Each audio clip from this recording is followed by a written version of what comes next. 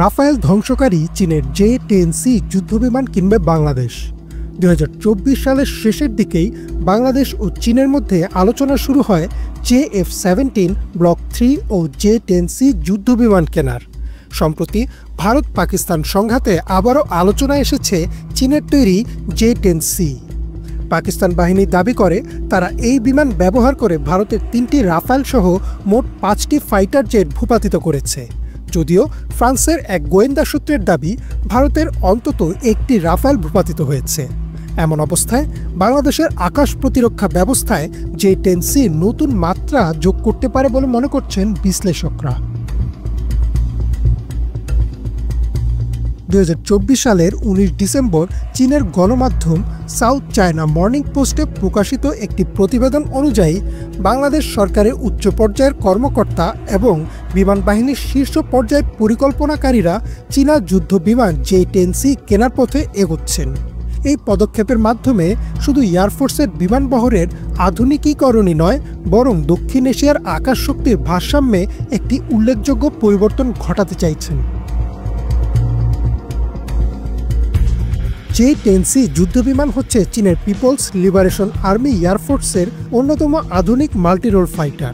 এটি active electronically scanned array বা HR radar, plank post combust, single engine এবং দূরপাল্লার PL-15 মিসাইল ব্যবহারে সক্ষম। পাকিস্তান ইতোমধ্যেই এই যুদ্ধবিমান ব্যবহার করে ভারতের ফ্রান্স থেকে কেনা রাফায়েল যুদ্ধবিমানকে ভূপাতিত করার দাবি করেছে। একাধিক আন্তর্জাতিক গণমাধ্যমও বিষয়টি নিশ্চিত করেছে।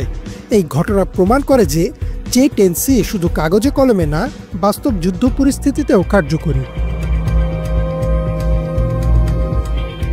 বাংলাদেশ সামরিক বাহিনী ও ওয়ার পাওয়ার বাংলাদেশ সূত্রে জানা যায়, বাংলাদেশ বিমান বাহিনী বর্তমানে MiG-29, চীনের F-7BG, F-7MB টাইগার শার্ক এবং Yak-130 বিমানের মতো ফাইটারের ওপর নির্ভরশীল।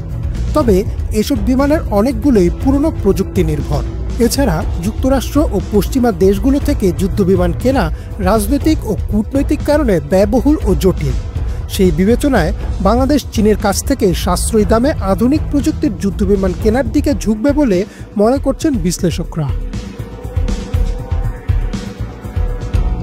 মিলিটারি ওয়াচ ম্যাগাজিনের 2024 সালের এক বিশ্লেষণমূলক প্রতিবেদন অনুযায়ী বাংলাদেশ JF-17 ব্লক 3 এবং J-10C যুদ্ধবিমানকে একত্রে ব্যবহার করে হাই লো পেয়ারিং কৌশল গঠনের চিন্তা করছে। এতে করে অপেক্ষাকৃত সাশ্রয়ী ও হালকা JF-17 দিয়ে নিয়মিত টহল ও সাধারণ আকাশ প্রতিরক্ষা এবং উচ্চ ক্ষমতা সম্পন্ন J-10C দিয়ে মূল আক্রমণাত্মক অভিযান চালানো যাবে। বাংলাদেশের চীনমুখী সামরিক কৌশল শুধু অর্থনৈতিকভাবে যুক্তিসঙ্গত নয়, বরং কৌশলগতভাবে বিচক্ষণতার প্রমাণ। সাম্প্রতিক পাক ভারত যুদ্ধক্ষেত্রের অভিজ্ঞতা, প্রযুক্তিগত অগ্রগতি এবং রাজনৈতিক বাস্তবতা বিবেচনায় এই সিদ্ধান্ত বাংলাদেশের ভবিষ্যৎ প্রতিরক্ষা কৌশলে গুরুত্বপূর্ণ ভূমিকা রাখবে বলে আশা করছেন সংশ্লিষ্টরা। ইমরান মাহমুদ, বাংলা ভিশন।